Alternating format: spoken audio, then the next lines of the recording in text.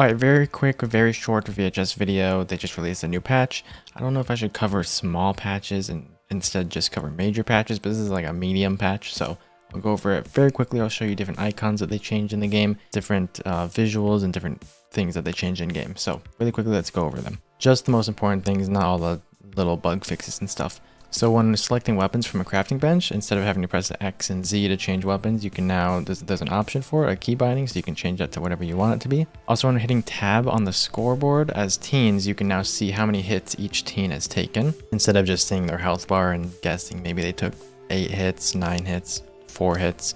You can see their exact hits. The store now tells you which items go to which characters, so it'll say this is for Brett only, this is for Faith only, this is only for Dollmaster, and so on. Monsters got buffed to this patch as well. It's just a small little buff, but once you're banished as monster, the second you come back, all your abilities will be off of cooldown, so you'll just have them back right away.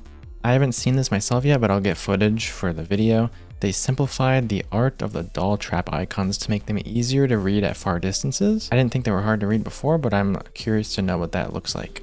Also, Dollmaster got a little bit of a nerf. If you stun the Dollmaster's body, he also loses a doll. If he already has all his dolls placed, he loses the oldest one that he placed. So this basically stops you from just tanking all the hits of stuns as a Dollmaster, because you could just push them with your body and not lose any dolls. Now you will lose a doll. When a teen eats a Chompy Bar or a Clash Cola, they leave remnants now. I haven't even seen what that looks like, but hopefully I get gameplay of that as well. So it's a more of a visual cue, an indicator that someone just drank something or someone just ate something.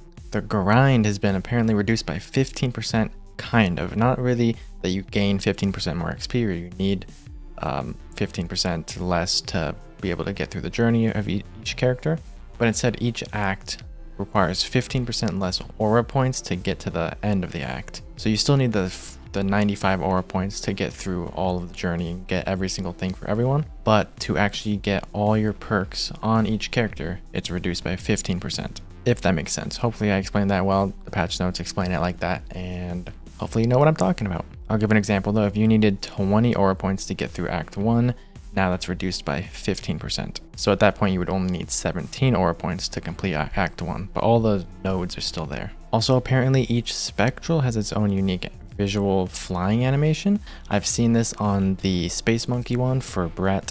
He has a little jetpack and he goes around. I haven't seen it on the rest, but that one will be up on the video. They also increased the timeout disconnect penalties for repeat offenders. So if you DC a lot, you're going to get a big penalty and not be able to play for a while. Also, I've heard a lot of people saying it's not okay to DC when the Book of the Dead is still there. You can absolutely DC, by the way. So if you die and you don't want to wait for the Book of the Dead, you can DC, but it is helpful. You can help your team out a lot if you just stay in the match. But there's no penalty to DCing when the Book of the Dead is there and you just died. And lastly, the summer catalog is here. You can buy everything with fan bucks. You can buy everything with flux as well. It's a huge list. I'll put it on the screen of a bunch of different cosmetics you can get. And yeah, that's about it. I'll see you guys in the next video. This was very, very short.